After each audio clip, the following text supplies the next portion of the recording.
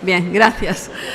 Bueno, pues si ya estamos todos acomodados y sentados, pues vamos a arrancar con la última intervención de este curso, que bueno, casi se ha ido desarrollando de forma, digamos, cronológica, ¿no?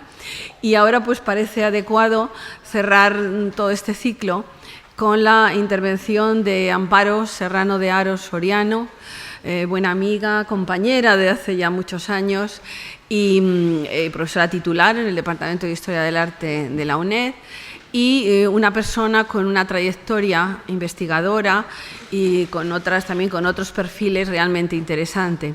Amparo Serrano de Haro fue doctora en la UNED con una tesis sobre la crítica artística norteamericana.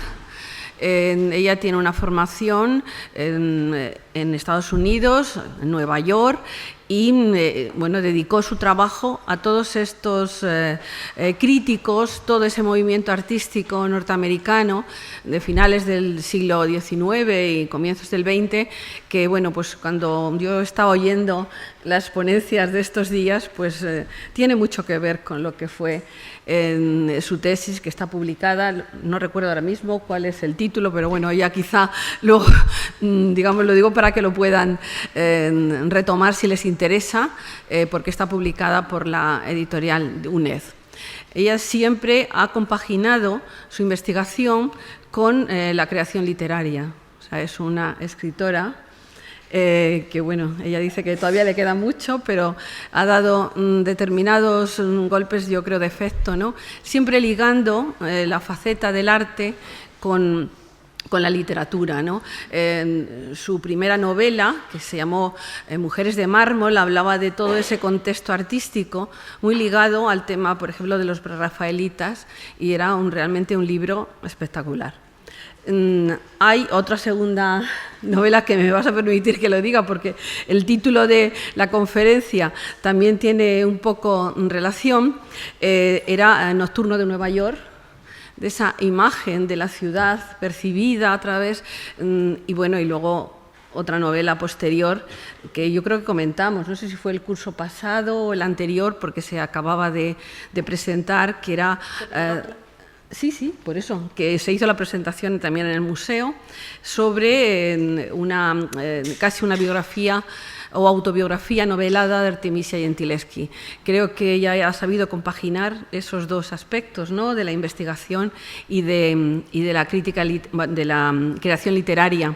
Está especializada también en otros temas, sobre todo en arte del siglo XX y sobre todo estudios de género.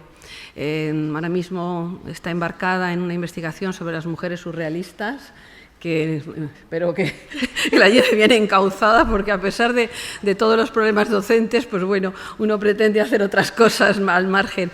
Así que, pues muchas gracias, Amparo, por cerrar, yo creo que con broche de oro, efectivamente, este curso. Y bueno, pues adelante. Muchas gracias. Buenos días a todos. Muchas gracias a la catedrática María Dolores Antigüedad por su cariñosa presentación, por su contar conmigo para este curso. Muchas gracias al Thyssen por esta colaboración, que yo creo que es muy fructífera para los alumnos y es el lugar adecuado. Y me vais a permitir también que, además de daros las gracias a todos vosotros por estar aquí, de las gracias al profesor Víctor Nieto, mi maestro, que es el que me ha enseñado realmente a ver el arte. Es un ojo elocuente como Robert Longhi y junto con María Dolores, maravillosa compañera, maravillosa jefa cuando ha sido jefa, y también a María Santos Felguera, que ha hecho una conferencia absolutamente preciosa. Y yo me voy a referir a algunas cosas, aunque he intentado precisamente no meterme en el tema de la fotografía porque sabía que la suya iba a tratar, pero como veréis, la fotografía de estos años está muy vinculada a la pintura y quizás luego la profesora María Santos y yo podamos un poco, si hay algunas preguntas, porque bueno, los que habéis estado en algún curso conmigo sabéis que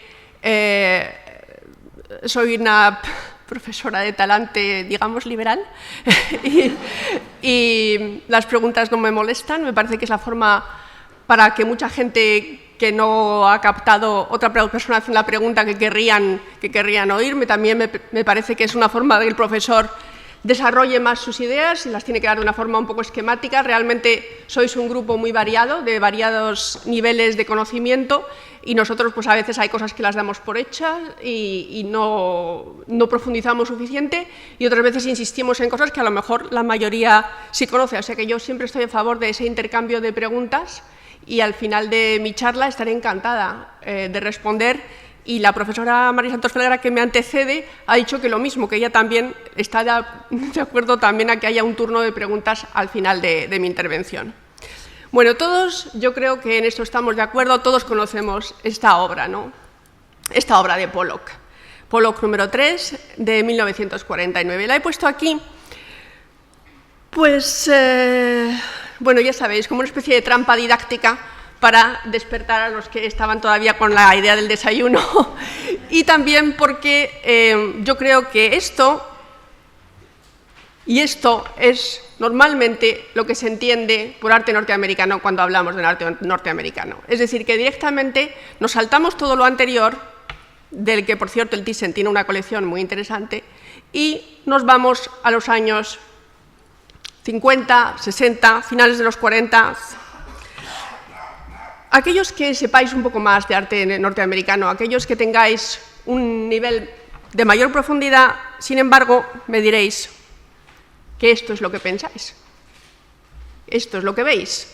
Esta obra de Bierstedt, que ya la profesora Santos Felguera mostró, eran obras inmensas, de gran tamaño, y se presentaban de una forma muy curiosa. Me voy a detener un momentito en esto porque es realmente gracioso, porque era como en una sala grande como esta, a oscuras, bien iluminada, y entonces la gente tenía la sensación de estar allí. Es decir, era como una especie de cine, una especie de panavisión, ¿no?, del paisaje.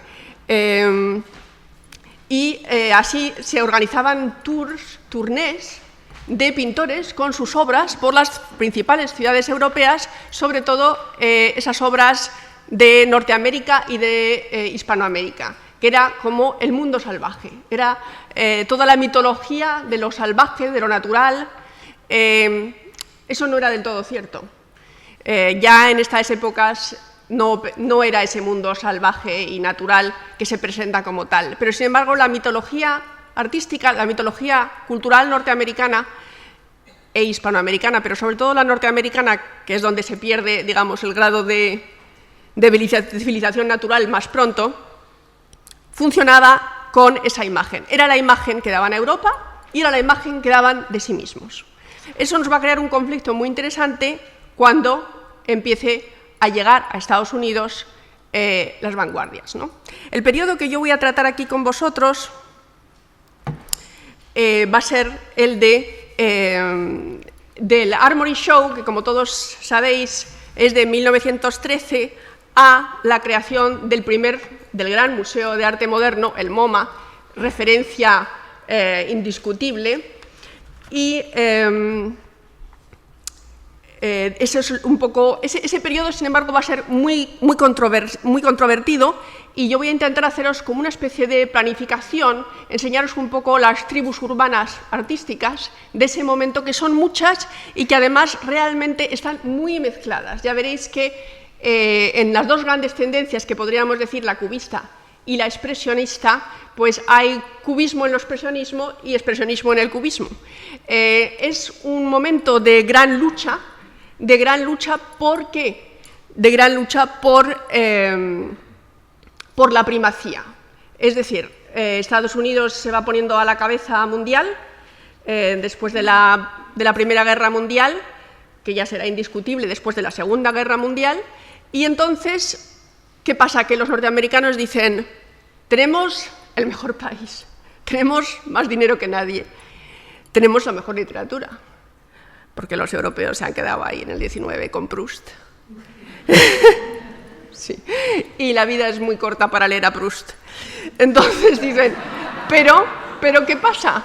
Que no tenemos el mayor arte, porque ya estos arbolitos y todo esto, bueno, y entonces existe ese movimiento que es el que estudio en mi tesis, que la verdad que mi tesis es un rollo, entonces no la compréis. Yo les he dicho, porque las tesis hay que rehacerlas, y yo siempre estoy diciendo que voy a rehacer la mía, pero nunca tengo tiempo, bueno, ya sabéis cómo estamos en la universidad de agobiados de todo y como decía la profesora, la catedrática María Dolores Antigüedad, no tenemos tiempo de la investigación, todo eso es muy costoso. Bueno, pero no me quiero desviar de...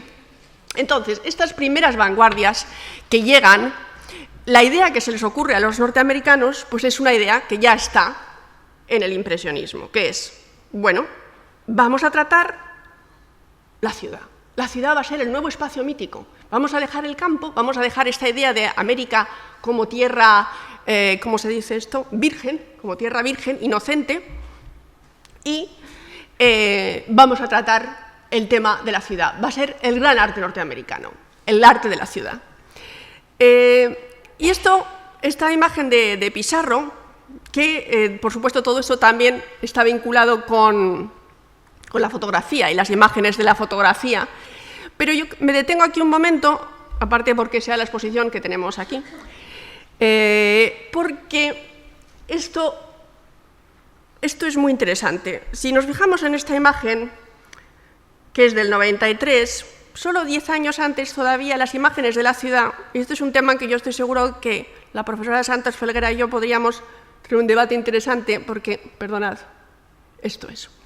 Esta es otra imagen de la ciudad, solo de 10 años antes, ¿no? Bueno, es verdad que es un pintor, es un pintor desconocido, es un pintor catalán, es un pintor que nadie se apellida Miró, pero bueno. Pero fijaros, fíjate la gran diferencia entre esta imagen y la imagen anterior. Aquí tenemos todavía el espíritu victoriano. ¿Qué quiere decir eso con espíritu victoriano? Pues que hay una anécdota, se llama cuadros en el escaparate, ¿no? Es decir, hay un cuadro muy llamativo, ese cuadro grande del que solo vemos el marco dorado, y están ahí como apiñados un grupo de gente diversa. Porque nos podemos detener, y eso es muy victoriano, eso es muy Dickens, podemos detenernos... Es que está muy claro. Perdonadme. No, que no me oís cuando me voy ahí. No pasa nada. Lo siento. Perdonar, es que estamos grabando las conferencias en vídeo, entonces el sonido, de verdad lo siento, hubiéramos puesto uno de solapa. Perdón.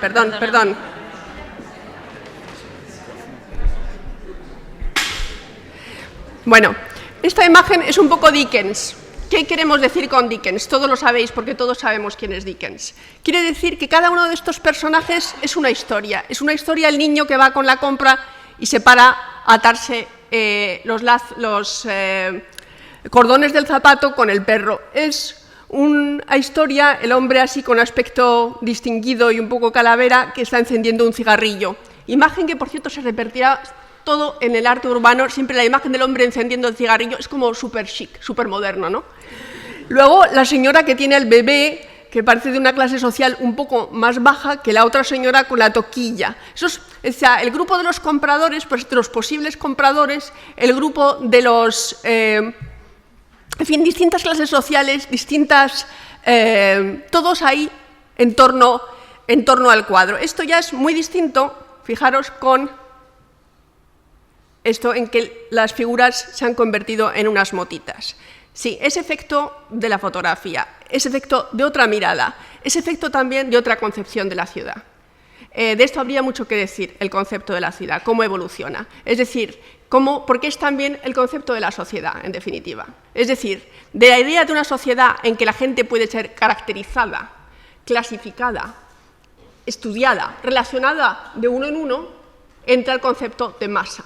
Masa anónima, masa que son unos puntitos perdidos en un magma urbano, arquitectónico, en este caso con la belleza y la simetría de las ciudades de París, pero luego lo veremos asociado a Nueva York, por supuesto. Pero bueno, la ciudad está en todas las vanguardias, en los futuristas de forma explícita, pero también en el rayonismo ruso, el cubismo francés, el expresionismo alemán. Es casi siempre como una negación de una posible, y también en el cine, por cierto. En el cine de esa época, ahí está, no solo Metrópolis, que es de ciencia ficción, sino muchas otras que retoman este tema de la ciudad que es la vuelta imposible a la Arcadia. Por eso, precisamente, junto con el tema de la ciudad, está el tema, de nuevo, del salvajismo, del volver a las raíces, del volver a la naturaleza. Esto lo he traído precisamente por esa mirada de la ciudad, aparte de porque es un Degas extraordinario. Es del 1875, y es el vizconde Lepic y sus hijas cruzando la Concorde. Aparte de que cruzar la Concorde, claro, ahora mismo se nos antoja otro tipo de cosas, aparte del extraordinario amarillo de Degas, que sigue siendo de una modernidad absolutamente pustuflante, está esa sensación de, aunque no sea inmediatamente perceptible, velocidad. Ellos están en un momento de...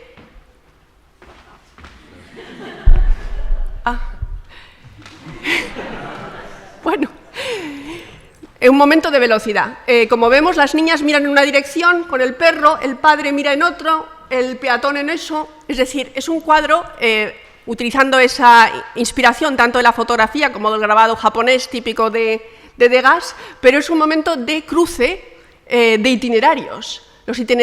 Por eso da esa sensación que nosotros, claro, vemos esto y vemos un cuadro que nos parece casi pacífico, si no hay casi nadie en la calle, pero sin embargo es de gran movimiento. Es esa investigación sobre la ciudad. Ahora ya estamos en Nueva York y esta investigación sobre la ciudad va a ser el tema del que os voy a hablar, en el arte norteamericano, como os he dicho. Entonces, ¿qué es lo que pasa? Nos encontramos más o menos antes del Armory, en 1910, o en el Armory, como queráis, con que se crean una serie de grupos y todos esos grupos reclaman ser ellos la vanguardia norteamericana. La amplitud, es decir, la diversidad de estilos que se dan simultáneamente es absolutamente alucinante, porque tenemos el grupo de los 10, del que pertenece Ernest Lawson, que es El Puente, que son impresionistas norteamericanos que han bebido de las fuentes del impresionismo francés y que dicen el impresionismo es la vanguardia. Ahora, si eso os parece que es tardío en 1910, os recuerdo que una de las primeras exposiciones cuando se funda el MoMA es 4 pintores modernos y son impresionistas. Es decir, que hay que entender como que de repente llega todo lo que es el concepto de modernidad, de repente, y explota en distintos grupúsculos que aquí vamos a ver, aunque sea un poquito por encima. Está, por ejemplo, el grupo de los 10. Otro es la única vanguardia que tiene un manifiesto y se declara como tal, que se llaman los sincromistas, que vamos a ver también ejemplos. Estos son 2 artistas principales, Stanton McDonald Wright y Morgan Russell, y estos sincromistas siguen un poco a los Delaunay y su orfismo, es decir, funcionan con esta idea del color que se divide en prismas, que en lo abstracto, pero que funciona creando estas auras. Luego están los precisionistas. Los precisionistas son muy precisos y crean unos edificios como con unas líneas, es un dibujo muy limpio, y ya veremos cómo en ellos también está el germen de Hopper. De hecho, vamos a ver muchos antecedentes. Si vamos a entender a Hopper, también podría haber llamado esto los padres de Hopper, ¿no? O las raíces de Hopper, o la genealogía de Hopper, ¿no? Porque hay muchos distintas... cuando se encuentra un pintor, generalmente hay más de un padre o de un estilo, aparte que él crea su propia mezcla, pero hay una gran confluencia de influencias, ¿no? Valga la redundancia. Luego están los expresionistas. Los expresionistas van a ser sobre todo el grupo de los 8 o ashcan painters, que son también los pintores del basurero. Luego está el grupo de los cubistas, claro, que pues, Georgia O'Keeffe, Stuart Davis. Bueno, no os preocupéis porque estos nombres que os doy así vamos a ir luego viendo imágenes y os voy a ir señalando cuáles son. No son para que toméis nota. Sin embargo, solo para que tengáis conciencia de un panorama muy amplio con muchas distintas ramificaciones, ¿no? Como decíamos, aquí está Ernst Lawson, que hace un puente, una aportación de puente más a los que la profesora Sandor Felguera nos ha estado enseñando. ¿Qué es la diferencia entre, bueno, no se puede, pero si tuviésemos que decir la diferencia entre el impresionismo francés y el norteamericano, pues es un poco la solidez. La solidez no solo porque sea un puente, sino siempre no hay esa osadía en la pintura impresionista norteamericana que hay en la francesa, en que se difumina todo y al final quedan solo unas cuantas pinceladas, sino siempre hay una búsqueda de que la imagen no se pierda, ¿no? En ese sentido siempre son pues, más provincianos, digámoslo así, ¿no? Esto es absolutamente lo más osado que vamos a encontrar en estos años. Es Marcen Harley.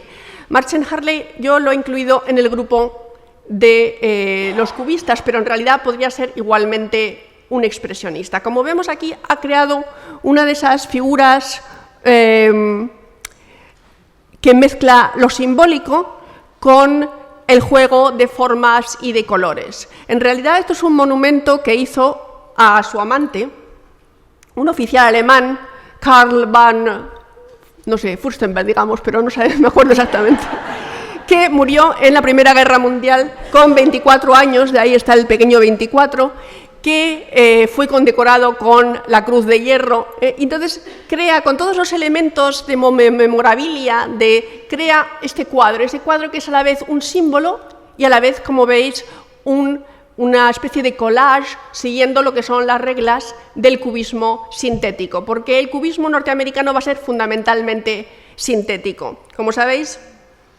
el analítico es el que va dividiendo la figura y presentando esa división en el plano, y el sintético es cuando se construye como un poco como collage, como formas. Aquí tenemos a Stuart Davis. Stuart Davis es el ejemplo más puro, dentro de que estamos hablando de movimientos que no son puros, ninguno de ellos, del cubismo norteamericano. Stuart Davis, en esta obra tardía que se llama Nueva York, que es tardía del 50 y algo, ahora os voy a enseñar otros de Stuart Davis de los años 20 y 10, funciona, como veis, a la vez como Picasso y a la vez como Matisse. Por una parte tiene esta división de grupos, de formas picassiana, del cubismo sintético picassiano, por otra parte tiene esos colores planos como los recortes de Matisse y pegados unos a otros, ¿no? Como digo, esta es una obra tardía, pero si nos vamos a esta, por ejemplo, o sobre todo a esta, que es mi favorita, que se llama Lucky Strike, como los cigarrillos, nos encontramos un puro ejemplo de cubismo norteamericano.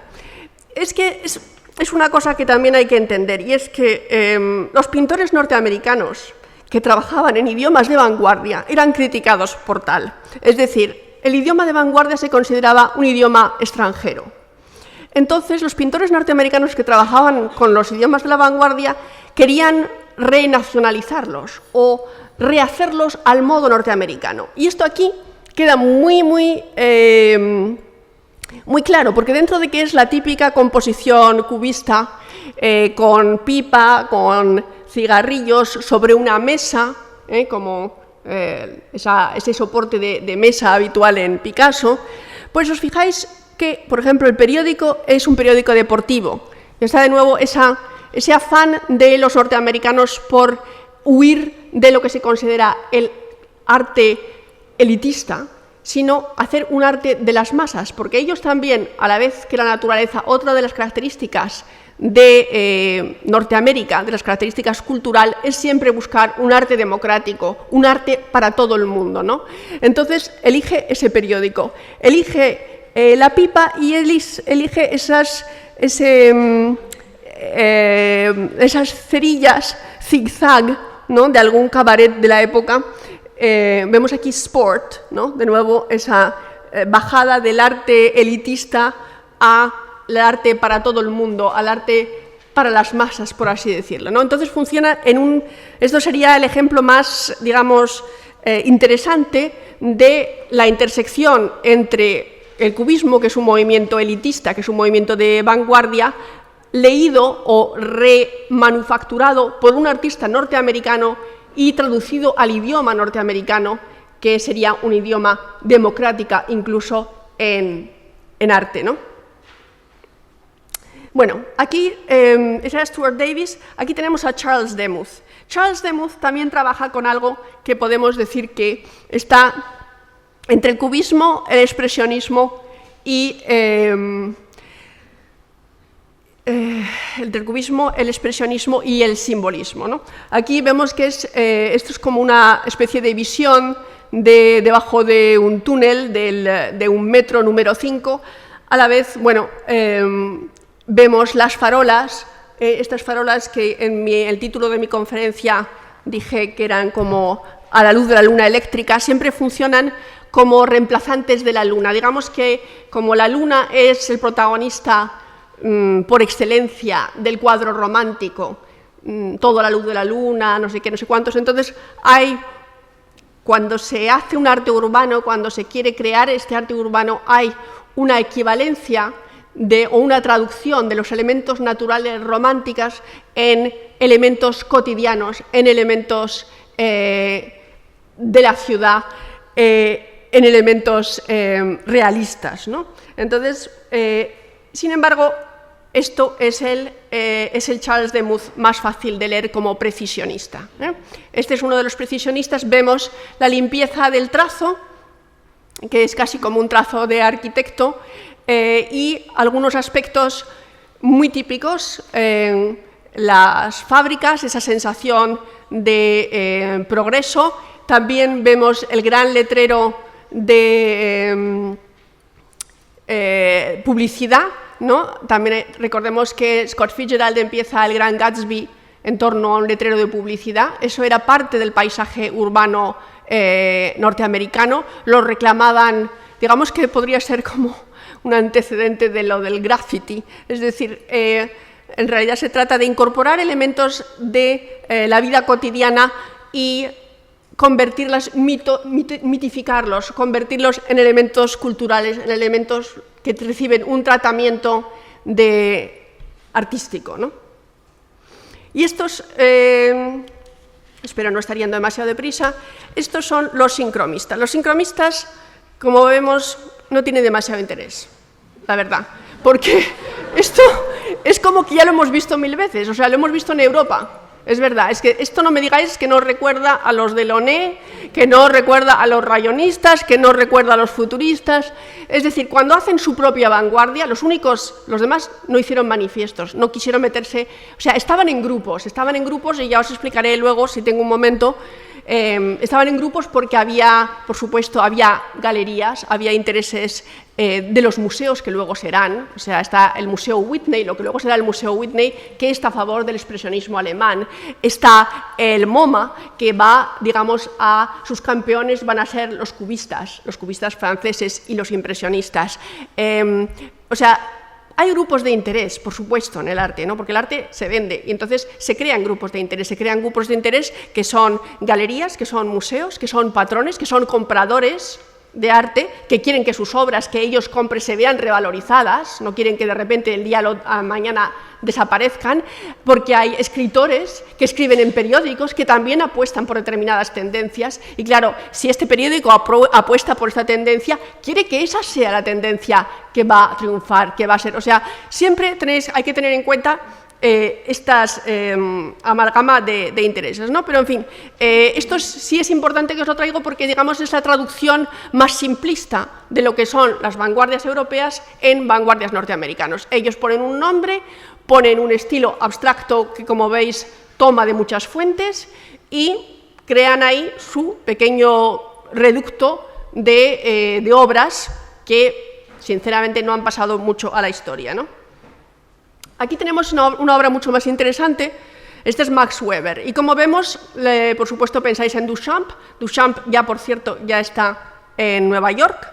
como sabéis, estuvo en el Armory Show y luego está ahí haciendo de consejero áulico de diversos mecenas, intentando embarullarlo todo al máximo, como sabemos es su costumbre, y sobre todo en el grupo de los Arensberg, y apostando a estas mismas alturas, a esta misma altura en que los 10 es el grupo de impresionistas norteamericanos, pues hay también un grupo dadaísta, liderado por Duchamp, ¿no? Entonces, este es un Max Weber, también vemos aquí cubismo analítico, con esta paleta más bien sombría de esto, y esta descomposición del movimiento se llama Hora Punta en Nueva York, ¿no? Bien, y aquí tenemos otra visión de Nueva York. Como veis, están en los extremos opuestos, ¿no? Esto es un precisionista, Charles Schiller, el que hemos visto antes era Charles Demuth, pues este es Charles Schiller, rascacielos, ¿no? Aquí de nuevo, pues los precisionistas realmente beben del dibujo arquitectónico, beben de la fotografía de esa época, lo traducen en unas formas geométricas simplificadas y a un juego de sombras y luces constructivo muy simple. Y ahora de repente vamos a encontrar a una artista fascinante, no solo porque Georgia O'Keeffe sea una de mis artistas preferidas, sino porque ella realmente sí logra crear un idioma con todas estas influencias propio, ¿no? Esto es Nueva York con luna, se llama, aunque como vemos la luna queda un poco eclipsada por la farola. Ya de por sí eso es una cierta ironía, porque es que la luna, efectivamente, la luna de Nueva York no es la luna son las farolas, son las luces de los edificios de apartamentos, como veremos luego en Hopper, son las luces brillantes de la ciudad. La luna ya no tiene ningún papel real, ¿no? Aquí vemos cómo Georgia O'Keeffe, que empezó siendo famosa por cuadros abstractos, fue una de la publicidad que se hizo de su primera exposición fue una mujer sobre papel. Siempre se jugó mucho con el tema de ella como mujer artista. Hay que decir que ella lo odiaba profundamente, pero fue una de las primeras que hizo, junto con Dove y otros, y Marin probablemente, un arte abstracto norteamericano.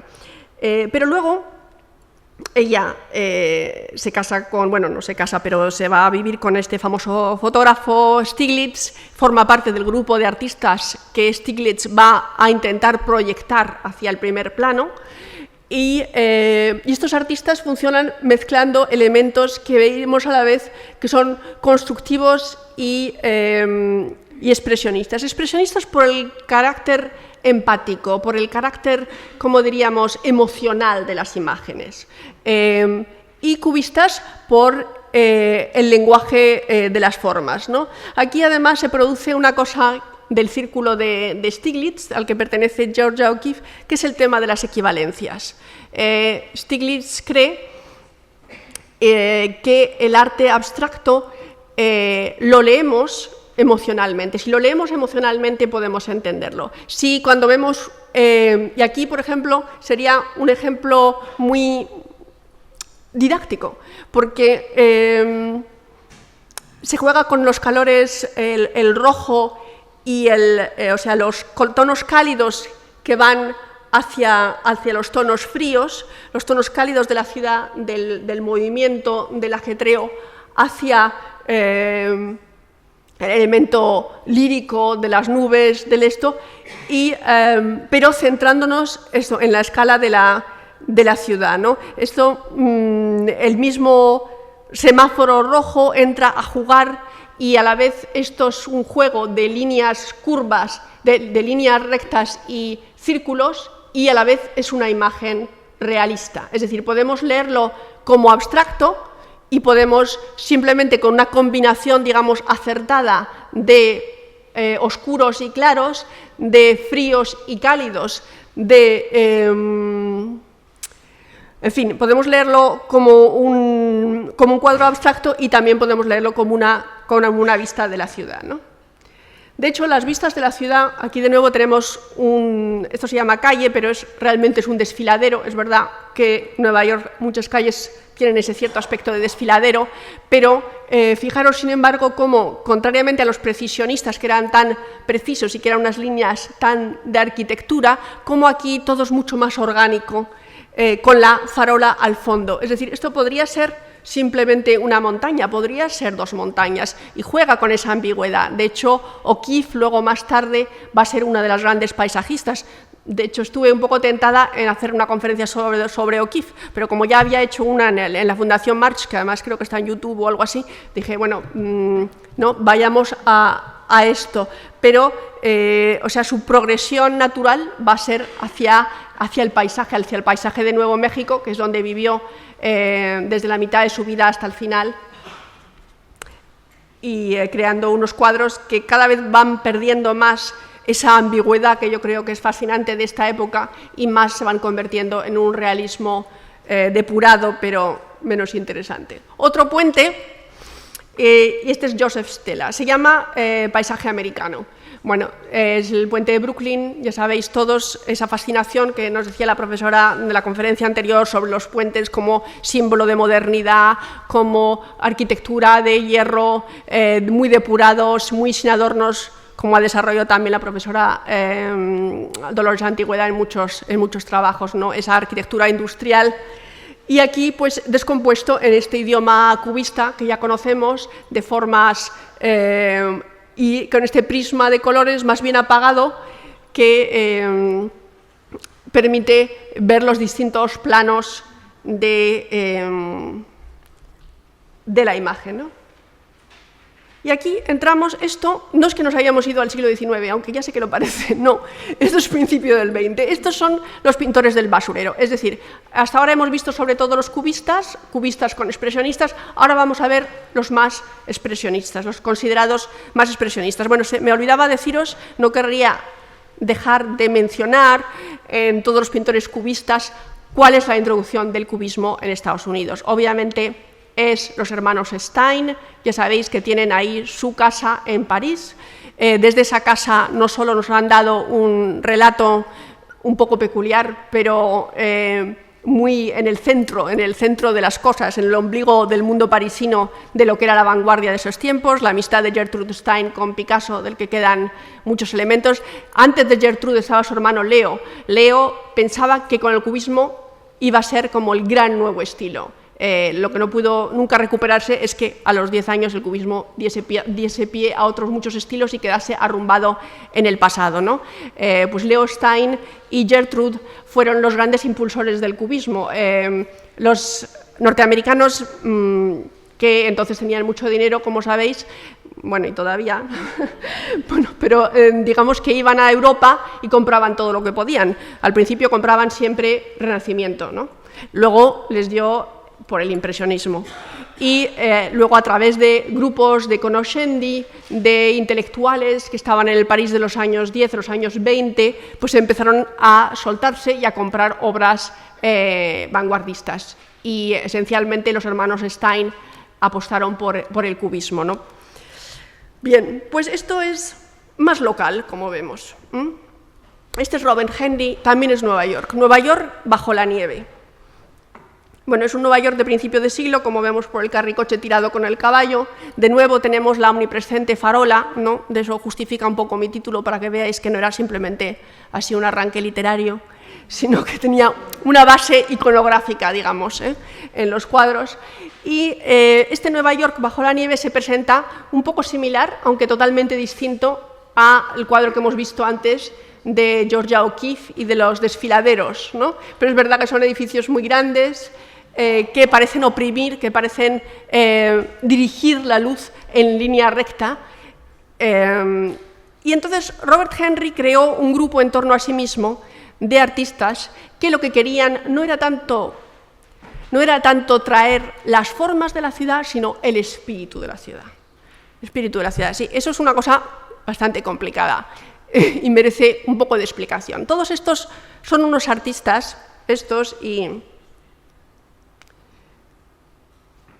los que siguen, son unos artistas que se crean al amparo de las nuevas revistas y de una en particular que se llama Las Masas. Las Masas es una revista comunista, es una revista porque en esa época había comunismo en Estados Unidos. Luego ya sabéis que vino McCarthy, desapareció casi todo, o digamos que quedó encubierto dentro de lo que es el Partido Demócrata, el Partido Liberal. Pero en esa época existía, y entonces esas masas funcionaban como, ese periódico, Las Masas, funcionaba como un aglutinante cultural de todo el tema de la izquierda en Estados Unidos. Entonces había escritores, casi todos los escritores importantes de esa época participaron en Las Masas, y había pintores, había una serie de artistas que funcionaron con grabados, con caricaturas, todo eso acompañando este periódico. Por supuesto que hubo un momento, como sabéis, que se rompe un poco, bueno, se rompe totalmente el pacto entre las vanguardias y el comunismo, y en ese momento se desactiva, y estos, digamos, quedan alejados no solo del periódico de Las Masas, que obliga a los artistas, de repente las normas desde Moscú son que tiene que venir un letrero con exactamente el título de lo que están pintando, y luego que tiene que ser muy comprensible lo que están pintando, y ellos ahí pues ya van alejándose. Pero en fin, esta es una imagen del espíritu de Nueva York. Antes hemos visto los edificios solos, aislados, no solo porque era por una cuestión sobre todo estética, por una cuestión para resaltar ese aspecto cubista, ese aspecto constructivo de Nueva York. Ahora, sin embargo, recuperamos lo que es el sentimiento del pueblo, de la gente, de ese espíritu. Este es un día de verano, contrariamente al día de nieve anteriormente con lo que he empezado. Vemos que esto es un barrio que se llamaba entonces Jewtown, o sea, la ciudad de los judíos. No se decía de forma peyorativa, aunque evidentemente tiene un matiz peyorativo, porque las cosas no se puede decir, no se dice con afán peyorativo, pero es peyorativo, claro. Pero, sin embargo, era una parte de la ciudad, en la Bowery, igual que había un Chinatown, que sigue existiendo, y un Little Italy, que sigue existiendo. Es decir, grupos de emigrantes que llegaban, ya sabéis que Nueva York era un puerto de acogida, un puerto que llegaba mucha gente, se iban instalando según nacionalidades, credos, en distintas partes, las partes más modestas de la ciudad. Entonces este barrio de la Bowery tenía esta vida que en realidad lo que demuestra es una vida hacia el exterior. Aquí tenemos al hombre encendiendo el cigarrillo, ya os digo que eso junto a las farolas es como un toque omnipresente. Estas mujeres con muchos críos, los niños haciendo uso de la calle como de un gran parque. De hecho, eso era una costumbre muy extendida en Estados Unidos. Yo, cuando estuve ahí de pequeña, nosotros, nuestra recreo era la calle, cerraban la calle y teníamos las horas de recreo ahí, en la calle. Era nuestro recreo porque los edificios no tenían patios interiores, no tenían esa estructura mediterránea tan maravillosa que tenemos aquí en España, ¿no? Bueno, entonces se habían construido solo pensando en las ganancias por metro cuadrado, ¿no? No lo habían pensado en la habitabilidad. Entonces lo vuelven habitables, ¿no? Las mujeres cuando vuelven pues ponen la ropa a secar y se crea pues esta confusión que es en realidad una confusión alegre. Es verdad que esa confusión alegre, aquí tenemos las obras de Madison Square, y como veis aquí se mezcla un poco ese aspecto constructivo cubista con ese aspecto también de ciudad ajetreada, de expresionismo, de movimiento, y esto de Reginald Marsh es como un poco ya, esto ya en la depresión, ya estamos, este es en el 29, digamos que lo que en Jewtown, en el Bowery, en el cuadro anterior era una alegre amalgama de gente saliendo a la calle para disfrutar un poco del fresco, pues aquí se va convirtiendo en una gente destrozada por la bebida, en situaciones pues, de miseria y de destrucción personal, ¿no? Pero este primer Nueva York, este Nueva York de los expresionistas, es sin embargo un Nueva York poético, aunque se busque este realismo social que por supuesto era la marca de las masas y la marca de estos artistas periodistas, porque eran artistas periodistas, también algunos de ellos escribían, como este cuadro. Este es John Sloan. Entonces, si hay dos nombres que tuvieseis que retener de toda esta serie de nombres, uno sería Stuart Davis como cubista y otro sería John Sloan como expresionista, porque son grandes pintores. Y entonces, siempre que hay un gran pintor, digamos, que rompe con las ataduras del grupo o esto y se merece estudiar en sí mismo. Y si tenéis problemas, Sloan es S-L-O-A-N, John Sloan. Y Stuart Davis es S-T-U-A-R-T, D de Davis, D-A-V-I-S. Y pido perdón porque me doy cuenta en este mismo momento que lo estoy deletreando que tenía que haberlo puesto abajo. O sea que os pido perdón, por eso he tenido que deletrearlo. Bueno, pues aquí tenemos estas mujeres secándose el pelo en una azotea de John Sloan, que convierte, bueno, para empezar, esto es muy Hopper, yo no sé si ya lo reconocéis, ¿eh? Ya estamos en un mundo muy hopperiano en que la anécdota queda subsumida dentro de lo que son las actividades cotidianas y que siempre parece como la escena de una película que por otra parte ya hemos visto.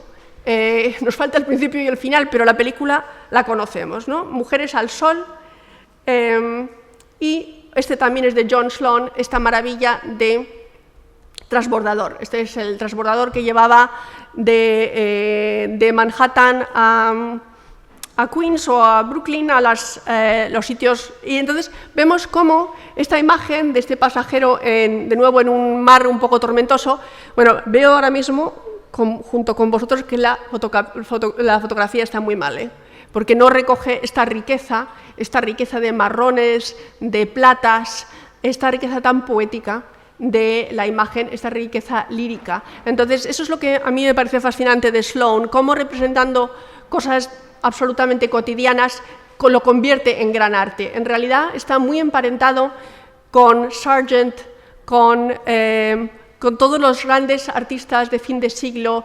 norteamericanos, retratistas o paisajistas, ¿no? Y aquí, bueno, me diréis, ¿es Hopper? No, pero estamos ya casi ahí. Este es otro de ese grupo de pintores de la ciudad, de expresionistas, y es un tipo fascinante que se llama Guy Penet-Dubois.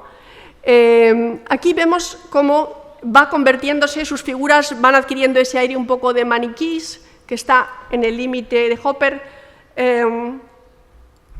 Y este es Hopper, no, es Guy Penet-Dubois, pero es totalmente hopperiano. Y de nuevo jugamos como en Hopper, como en esto. Son pintores, yo creo que falsamente realistas, es decir, sí se basan en una anécdota de la realidad, pero fijaros en el juego de las curvas y las rectas. Estas son dos mujeres, tampoco se ve bien, demasiado bien aquí, pero juega de nuevo con elementos constructivos y elementos a la vez de historia, ¿no? Anecdóticos. Y esto es exactamente lo mismo, ¿no? Este es también Guy Penet-Dubois. Y aquí tenemos a Hopper, ¿no? Con Hopper voy a terminar. Entonces, a mí me encanta esta imagen del 27 porque es una imagen, digo, tramposa, ¿no? Porque en principio, ¿qué es? Es un escaparate iluminado, pero en realidad es un cuadro dentro de un cuadro, ¿no? Como, ¿sabes? Como encontramos en tantas... Es un poco un trampo-antojo. Ha utilizado el marco de la calle de una forma muy sucinta para mostrarnos un escaparate que a la vez no nos muestra nada realmente interesante, pero que funciona con ese elemento de cuadro dentro de recuadro, que nos lleva un poco también, de alguna forma, al absurdo, ¿no? Es decir, hay una cierta ironía. Es verdad que también se puede relacionar con Adjet, ¿no? Con las vistas de París de Eugène Adjet, que también pinta muchos escaparates. Escaparates, a su vez, todo esto son como unas referencias que hacen alusión a otra referencia que parecen perderse en medio de un mensaje que no llega nunca, ¿no? Pero que nos deja ahí mirando, esperando que se nos aclare, ¿no? Eso es lo fascinante de los cuadros, realmente, esa sensación de que de repente vamos a entender esa esa tercera capa del cuadro, ¿no? De hecho, por eso siempre es sorprendente que la gente vaya tan deprisa en las exposiciones, porque solo puedes ver un cuadro si te sientas más de 10 minutos y por eso habría que tener sitios siempre delante de los cuadros. Aquí estamos lo mismo. A mí este cuadro me fascina, de Hopper, porque yo lo veo como un homenaje a Mondrian, ¿no? La mujer está enmarcada por unas ventanas que son totalmente mondrianescas. Mondrian, que también ha pintado Nueva York, que ha pintado Nueva York al modo mondrianesco, ¿no? Entonces, Hopper retoma esa imagen de Mondrian y introduce un elemento cálido, o por lo menos humano, y juega además de nuevo con este juego de los rectos, de los rectángulos, de las curvas, de la mesa, esa mesa redonda, creando un cuadro que tanto desde el punto de vista constructivo como del punto de vista expresivo, como del punto de vista de la anécdota, de la historia, nos deja intrigados, ¿no? Ese es el misterio, bueno, esa es mi teoría del misterio de Hopper. Y aquí tenemos lo mismo, ¿no? Fijaros cómo el sombrero de la mujer enlaza con todas esas bombillas redondas que van perdiéndose en un infinito que sin embargo es estático, puesto que esto son las luces de la cafetería sobre el cristal, con la mesa redonda, con los elementos cuadrados de la puerta y de la entrada, ¿no? Y pues aquí, y con esto acabo, tenemos, bueno, en Hopper tenemos esa mezcla, como he dicho, ejemplifica perfectamente todas esas tendencias y cómo de todas esas tendencias tan diversas puede crearse un gran artista y también una serie de movimientos de artistas fascinantes que ahora son en su mayoría desconocidos por aquellos que no están especializados en el arte norteamericano, pero que nos plantean interesantes, yo creo, preguntas sobre su genealogía y sobre lo que es la esencia del arte. Y con esto pues termino mi conferencia.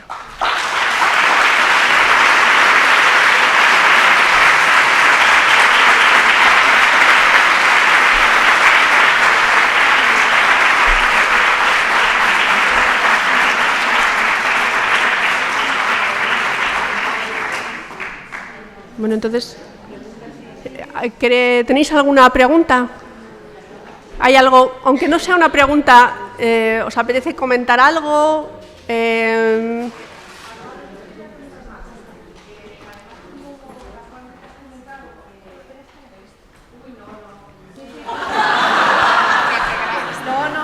que si no me atrevo.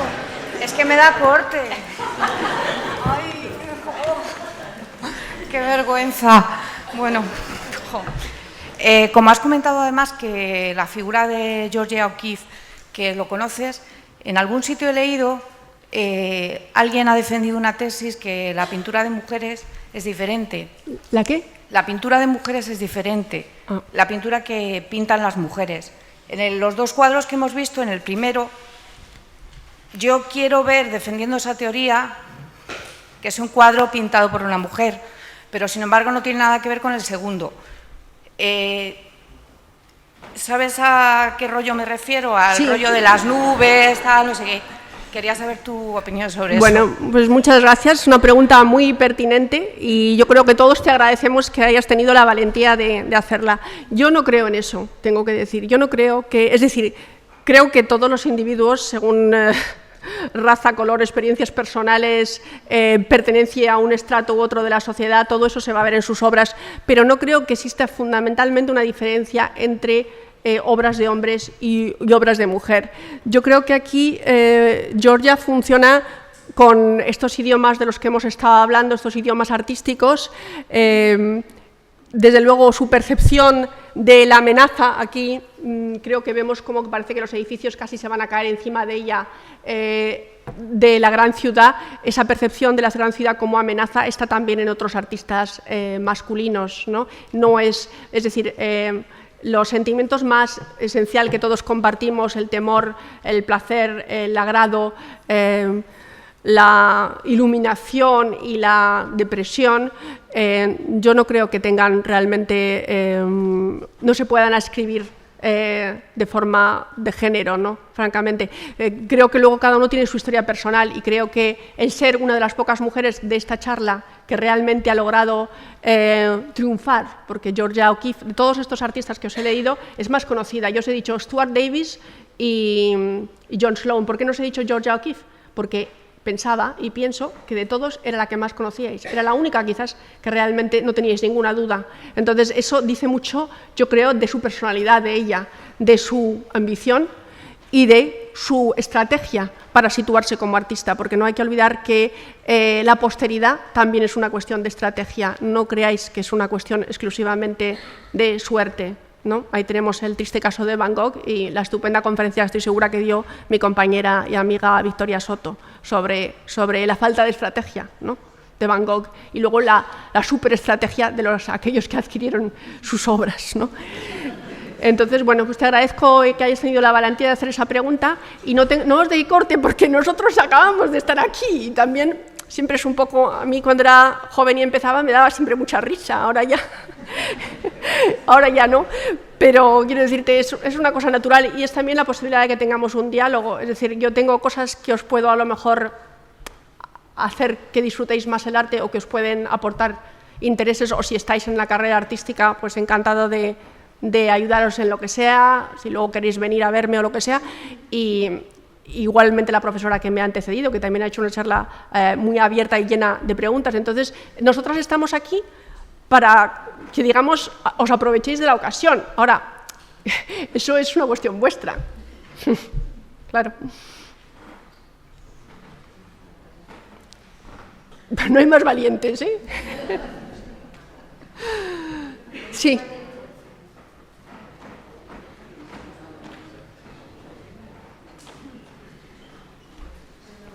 Sí, buenos días. Buenos Yo quería días. preguntar si la Gran Depresión no tuvo influencia en los pintores, tal como la tuvo en Europa las guerras, la primera, la segunda, e incluso el periodo entre guerras, y aparentemente aquí no se refleja la situación social y la grave crisis.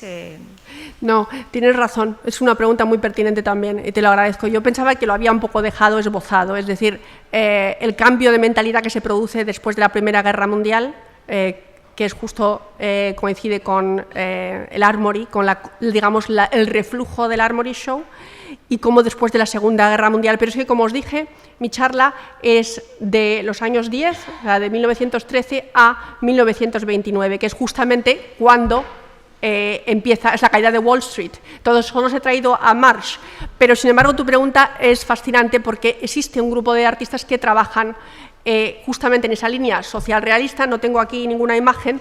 ¿Qué es lo que pasa? Esos han sido devorados, han sido devorados por la historia, han desaparecido totalmente. ¿Por qué? Porque a finales de los años 30, a principios de los años 40, surge la Escuela de Nueva York. La Escuela de Nueva York, que es el Pollock que todos conocemos. O sea, una vez que surgió Pollock, todo antes de Pollock desapareció, fue quemado. Entonces, todos estos artistas que existen, y algunos muy buenos, fueron devorados por esta escuela que se convirtió, y de forma claramente estratégica por parte de Estados Unidos, en el movimiento no solo principal de Estados Unidos, sino el movimiento mundial. O sea, se convirtió en la pintura norteamericana, ¿no? Y en este cuadro de la pintura norteamericana no existe, claro, toda esta especie de crítica que hicieron todos estos que se llamaban, todos estos pobrecitos que se llaman los 8, que os he presentado. Toda esa pintura que enseña un Nueva York no grandioso, no iluminado de colores, sino un Nueva York con su miseria, con sus barrios marginales. Todo eso desapareció y solo quedó la Escuela de Nueva York, solo quedó el expresionismo abstracto, solo quedó Pollock, ¿no?, en nuestra retina. Y bueno, yo en mi tesis modestamente quería un poco hablar de lo que los norteamericanos realmente no quieren hablar, aunque ellos hablan de todo, no hay que concedérselo, y además tienen mucha bibliografía también sobre eso. Pero digamos que de una forma oficial siempre hay un cierto escamoteo de estos artistas que además los precios, por casualidad, sacando imágenes, veía los precios de un Sloan y decía, casi me lo puedo comprar yo, casi, ¿no? No puedo, pero no está, es decir, son artistas que se han quedado descolgados de la historia, ¿no? Porque llegó esto y esto se lo devoró todo, ¿no? Y después vino el pop, fetichismo de los objetos, de una sociedad de consumo que ya desaforada, y entonces todo, digamos, los buenos sentimientos, los sentimientos críticos, todo ese movimiento que no solo en pintura, sino también en fotografía, quedó para la historia, pero para los pocos que están interesados en esa historia, desapareció digamos, de la faz pública, ¿no? Porque eso, todos que sois historiadores, siempre hay que ser muy atento, porque ya lo decían hasta los griegos, es decir,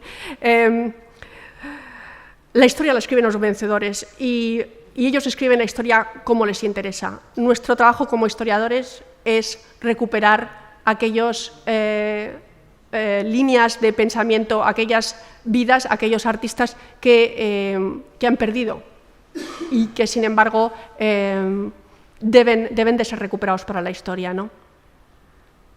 Si me dejas un poquito, la mejor cosecha plástica de la depresión fue la fotografía. La House Security Administration contrató a una serie de fotógrafos que viajaron por los Estados Unidos y que lo que hicieron fue retratar cuál era la vida de los campesinos que habían tenido de los agricultores sobre todo, que habían tenido que emigrar porque no había cosechas y se iban con la camioneta y el colchón y los niños. Entonces todas las fotos de Walker Evans, de Dorothea Lange, son las fotos que retratan las consecuencias de la depresión, la vida en la América profunda. Y bueno, eso o Las uvas de la ira de John Steinbeck, son yo creo que los mejores, plásticamente lo que mejor refleja qué pasó con la depresión. Y luego lo del triunfo de la Escuela de Nueva York también tiene una implicación política muy fuerte, como tú decías, porque no solamente es que desaparecieran estos artistas críticos, sino que también hay una corriente muy importante de muralistas, de gente que trabajaba en grandes formatos, en espacios públicos, que en un momento en el que la izquierda estaba bien vista, tenían encargos en edificios importantísimos de las ciudades, pues encargos de grandes compañías o de grandes fortunas, y que después, cuando cambiaron las tornas y lo que se impuso fue la Escuela de Nueva York, incluso algunos de esos murales, pues de Ben Shahn o de gente que había pasado también por México, se destruyeron y solamente quedan fotos. O sea que las dos cosas, la política es importantísima y los cambios, esas oscilaciones de la izquierda bien considerada al macartismo tuvieron muchas consecuencias plásticas.